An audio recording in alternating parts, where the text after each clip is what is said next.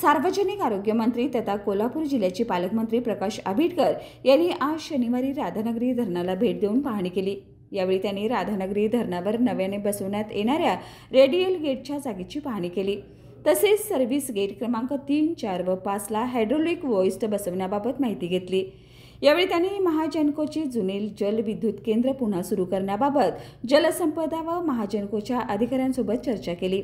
यावेळी जलसंपदा विभागाच्या कार्यकारी अभियंता स्मिता माने, महाजनकोचे पॉवर हाऊस इन्चार्ज जाधव व कानेकर, राधानगरी कागल उपविभागाचे उपविभागीय अधिकारी प्रसाद चौगले, तहसीलदार अनिता देशमुख तसेच अन्य अधिकारी उपस्थित होते। राजर्षी शाहू महाराजांनी आपल्या जनतेसाठी राधानगरी धरण बांधलं आणि संपूर्ण कोल्हापूर जिल्ह्यामध्ये हरित क्रांती आणण्याचं अत्यंत महत्त्वपूर्ण काम केलं।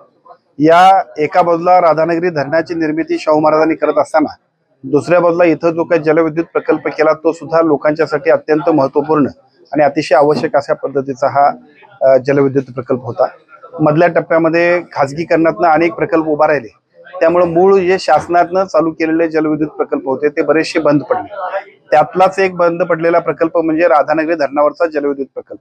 परंतु राधानगरी धरण, राजर्षी शाहू महाराजांचं काम, जलविद्युत प्रकल्प, त्यासाठी अनेक इथे येणाऱ्या सहली आणि भविष्य काळामध्ये सुद्धा याची पाऊस ज्यावेळी वाढतोय त्यावेळी असणारी आवश्यकता, या सगळ्या गोष्टी लक्षात घेऊन इथल्या सर्वपक्षीय नेत्यांची, सर्वपक्षीय कार्यकर्त्यांची सातत्यानं मागणी आहे की राधानगरी धरणावरचा जलविद्युत प्रकल्प पूर्वीप्रमाणेच कार्यान्वित व्हावा।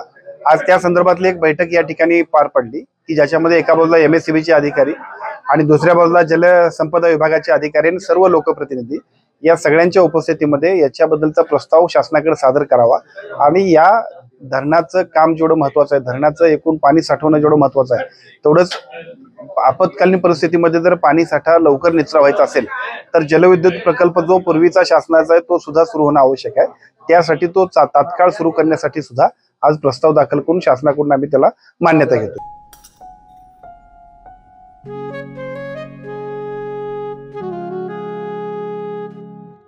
बाबा, आज येताना बासुंदी घेऊन या ना। अगं, कालच आपण आईचा वाढदिवस होता म्हणून आणली होती ना। ऐकलं? गोकुळची बासुंदी पुन्हा खावीशी वाटतेय। खरं सांगू, मलाही खावीशी वाटतेय।